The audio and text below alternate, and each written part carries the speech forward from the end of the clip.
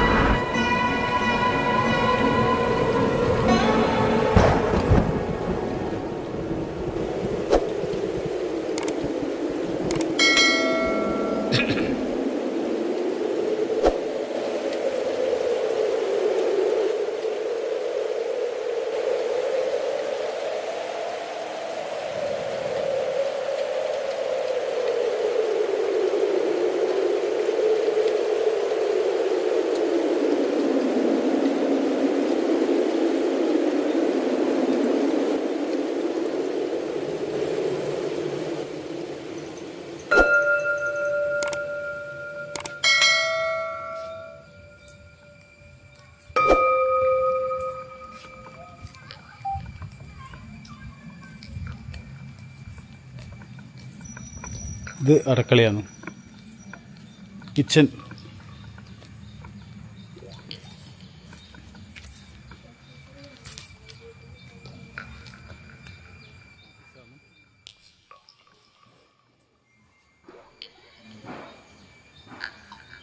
പേര് പറയും. എൻ്റെ പേര് ജനാർദ്ദനൻ. ജനാർദ്ദനൻ അല്ലേ? പിന്നെ എന്ത് ചെയ്യുന്നു പറഞ്ഞേ? ഞാൻ വിമുക്ത ഭടൻ ഇവിടെ സ്ഥാപിക്കപ്പെട്ട ഒരു വീട്ടിൽ സ്ഥാപിക്കപ്പെട്ട ഒരു വിഗ്രഹമാണ് എന്നാണ് നമ്മൾ കേൾവി. അതിന് 400 വർഷം അങ്ങനെ പോയി. 400 വർഷം. പിന്നെ 12-ാം നൂറ്റാണ്ടില് മൂഷിക വംശമാണ് ഇവിടെ ശരിക്കും എന്താ പറയുക പുനഃസ്ഥാപിക്കപ്പെട്ടു.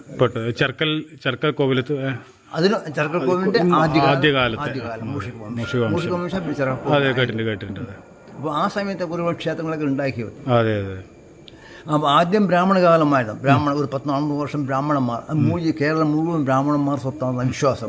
പിന്നെ യുദ്ധം വന്നപ്പോൾ പരസ്പരം അവർ തമ്മിൽ സംഘർഷങ്ങൾ വന്നപ്പോൾ ക്ഷത്രിയന്മാരായി. പിന്നെ അവരെ ഭരണം ഏറ്റെടുത്തു. അപ്പോൾ ആ സമയത്ത് പിടിച്ചെടുത്തതാണ്. ആ സമയത്ത് ക്ഷത്രിയന്മാർ പിടിച്ചെടുത്ത സ്ഥലമാണ് ഇത്.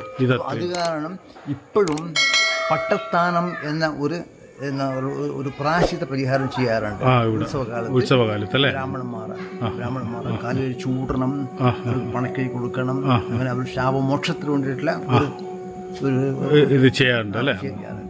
പിന്നെ ഇവിടെ എന്ന് വെച്ചാൽ ഏത് മാസം ഉത്സവം വരുന്നത്? ഉത്സവം ഇവിടെ പ്രധാനപ്പെട്ട എല്ലാ ദേവീക്ഷേത്രങ്ങളിൽ 2 പ്രധാനപ്പെട്ട, അതായത് ശരത് കാലത്ത് നവരാത്രി, വസന്തകാലത്ത് പൂരമഹോത്സവം മീനമാസത്തിലെ വരിക. അതേപോലെ നവരാത്രി ശരത് കാലത്ത് വസന്തകാലം അല്ലെ, അങ്ങനെ പറഞ്ഞില്ലേ? നവരാത്രി നാളില് ഇവിടെ ഉത്സവം ഉണ്ടോ? 9 ദിവസം ഇവിടെ 7 ദിവസം ഉത്സവം. 7 ഉത്സവം. അത് കൂടാണ്ട് പുറത്ത് തെയ്യം വെച്ചാൽ മാവിലന്മാർ 9400870629 ഈ നമ്പറിൽ സതീഷാട്ടിൻ്റെ നമ്പർ ആയത് അല്ലേ? ഇതിലൊന്ന് ബന്ധപ്പെട്ട് കഴിഞ്ഞാൽ നിങ്ങൾക്ക് എന്തെങ്കിലും ചെയ്യാൻ ഇവിടെ ആഗ്രഹിക്കുന്നുണ്ടെങ്കിലോ അന്നദാനത്തിൻ്റെ ആയാലും ഇനി വഴിപാടിൻ്റെ ആയാലും നിങ്ങൾ ഇതൊന്ന് ക്ഷേത്രമായിട്ട് ബന്ധപ്പെട്ടാൽ മതി. നിങ്ങൾക്ക് ഇവിടെ വന്നു കഴിഞ്ഞാൽ നിങ്ങൾക്ക് ഒരു ഗ്രാമപ്രദേശത്ത് ഇത്രയും സൈലൻ്റ് ആയിട്ടുള്ള സ്ഥലത്ത് നിങ്ങൾ എത്തിപ്പെടില്ല. അത് അങ്ങനെ എത്തിപ്പെടുക എന്ന് വെച്ചാൽ ചിലരുടെ കാര്യമല്ല. അപ്പോൾ ദേവീൻ്റെ അനുഗ്രഹം ഏറ്റവും കൂടുതലുള്ള സ്ഥലമാണ്. അതുകൊണ്ട് ഞാൻ പറഞ്ഞല്ലോ, കൈലാസ കാര്യം പറഞ്ഞില്ലേ, അതുകൊണ്ട് അങ്ങനെ പറയാൻ കാരണം എന്ന് വെച്ച് കഴിഞ്ഞാൽ എല്ലാവരും കൈലാസത്തിൽ എത്തിപ്പെടാൻ പറ്റില്ല. അതുപോലെ തന്നെ സോമേശ്വരൻ്റെ അടുത്തും സോമേശ്വരൻ്റെ അനുഗ്രഹം ഉണ്ടാവണം, സോമേശ്വരൻ്റെ വിളി ഉണ്ടാവണം, എങ്കിൽ മാത്രമേ നിങ്ങൾക്ക് എത്തിപ്പെടാൻ പറ്റും. ഇത് നിങ്ങൾക്ക് നാട്ടിൽ ഒരുപാട് ക്ഷേത്രമുണ്ടെന്ന് പറഞ്ഞുകൊണ്ടൊന്നും കാര്യമില്ല. ഞാൻ എപ്പോഴും പറയാറുണ്ട്, സൂപ്പർ പവറുള്ള ക്ഷേത്രങ്ങളിലേക്ക് പോവുക. ഇതൊക്കെ സൂപ്പർ പവറുള്ള ക്ഷേത്രങ്ങളാണ്. അന്നത്തെ കാലത്ത് ആചാര്യന്മാർ അങ്ങനെ പ്രതിഷ്ഠിച്ചിട്ടില്ലയാണ്. അത്രയും കഷ്ടപ്പെട്ടിട്ടാണ് ഇത് മുന്നോട്ട് കൊണ്ടുപോയത്. ആ കാലഘട്ടത്തിൽ അന്നും ഭഗവതി കൂടെ തന്നെ ഉണ്ടായിരുന്നു, ഇന്നും ഭഗവതി കൂടെ തന്നെ ഉണ്ട്. ഇവിടെ ഒരു സാധനത്തിനും ഒന്നിനും അമ്മ ആ സമയമാകുമ്പോൾ മുട്ടാതെ ഇവിടെ എത്തിച്ചു കൊടുത്തിട്ടുണ്ട്, ഇല്ലേ? അങ്ങനെ തന്നെയല്ലേ? ഇന്ന് ഒരു സാധനത്തിനും ഇവിടെ കുറവുണ്ടായിട്ടില്ല. അപ്പം ഭഗവതി ഇവിടെ ഉണ്ടെന്നുള്ളതിൻ്റെ ഏറ്റവും വലിയ തെളിവാണത്. അപ്പോൾ അതുകൊണ്ട് നിങ്ങൾ വരിക, നിങ്ങൾ കാണുക. ആദ്യം ഫസ്റ്റ് നിങ്ങൾ വന്ന് കാണും. നിങ്ങൾക്ക് പറ്റുന്ന എന്തെങ്കിലും ചെയ്യാൻ പറ്റുമെങ്കിൽ നിങ്ങൾക്ക് 1 രൂപയെങ്കിൽ 1 രൂപ നിങ്ങൾ ഭഗവതിക്ക് വേണ്ടി ഇവിടെ ഏൽപ്പിക്കുക. അത് നിങ്ങൾ ക്ഷേത്ര മറ്റുള്ള നിർമ്മാണത്തിൻ്റെ ആവശ്യത്തിന് വേണ്ടിയിട്ടോ, അല്ലെങ്കിൽ ഇവിടുത്തെ പ്രസാദ കൂട്ടിന് വേണ്ടിയിട്ടോ, അല്ലെങ്കിൽ അന്നദാനം എന്ന് പറയാൻ പാടില്ലെന്നാണ് പറയാം. അന്നം ദാനം അങ്ങനെ ഒരു ഭാഷ ഇല്ല, അങ്ങനെ പറയരുത്. പ്രസാദ കൂട്ടെന്നാണ് പറയേണ്ടതെന്ന്. അപ്പം ഭഗവതീൻ്റെ പ്രസാദ കൂട്ടാണ് നമ്മൾ കൊടുക്കുന്നത്. അപ്പോൾ ആ ഒരു പ്രസാദ കൂട്ടി ചിലപ്പോൾ ഞാൻ അറിയാണ്ട് പറഞ്ഞു പോക്കുണ്ട്. അതെന്തുകൊണ്ടാണ് വെച്ചാൽ പറഞ്ഞ് ശീലിച്ചു പോകണ്ട. പിന്നീട് പഠിച്ചു വരുമ്പോൾ അന്ന് നമ്മൾക്ക് ഓരോന്ന് നമ്മൾ മനസ്സിലാക്കി വരുമ്പോൾ അല്ലേ ഓരോ കാര്യങ്ങൾ അറിയാം. ഇവിടെ പ്രഭാഷണം കാര്യങ്ങളൊക്കെ ചെയ്യാറുണ്ട് അല്ലേ? ആരൊക്കെ വന്ന് ചെയ്യാറുണ്ട്? അത്യാവശ്യമുള്ള യജ്ഞാചാര്യൻ്റെ രീതിയിൽ പിന്നെ സപ്താഹം നടന്നിട്ടുണ്ട്, ഇവിടെ നടത്തുന്നുണ്ട്. അത് ഞാൻ കേട്ടിട്ടുണ്ട്. അത് നിങ്ങൾ നേരത്തെ ആരോ പറഞ്ഞു കേട്ടിട്ടുണ്ട്. ഉദിപ്പ് വന്നിട്ടുണ്ടായിരുന്നു അല്ലേ? അദ്ദേഹം ഓരോ എല്ലാ സ്ഥലത്തും ചെയ്തിട്ടുണ്ട്. അപ്പോൾ അതുപോലെ തന്നെ നിങ്ങൾ ഇനിയും ഇങ്ങനെയുള്ള കാര്യങ്ങൾ ചെയ്യുമ്പോൾ എന്താവും?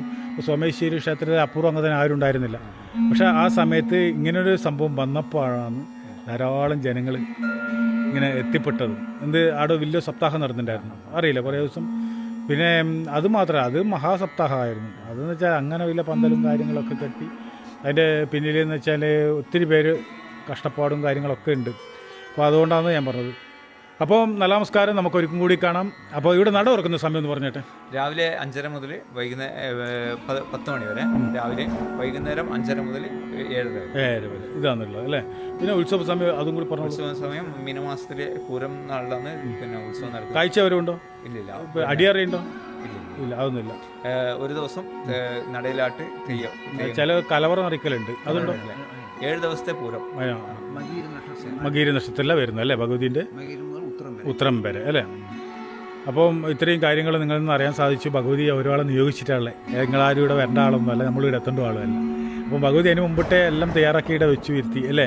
അപ്പോൾ ഒത്തിരി കാര്യങ്ങൾ അറിയാൻ പറ്റി. എന്താ ബാബേൻ്റെ പേരെന്നാ? എത്രയല്ല പഠിക്കുന്നത്? അങ്ങനെ പഠിക്കണേ. എന്നിട്ട് നോക്കുക, അച്ഛനെ നോക്കുക, അച്ഛനും അമ്മേനെ നോക്കണോ കേട്ടാ? നിങ്ങൾക്ക് രണ്ടാളാ? 2 കുട്ടികൾ. ആ, അതാ ചോദിച്ചത്. അപ്പോൾ നല്ല നമസ്കാരം. നാരായണ.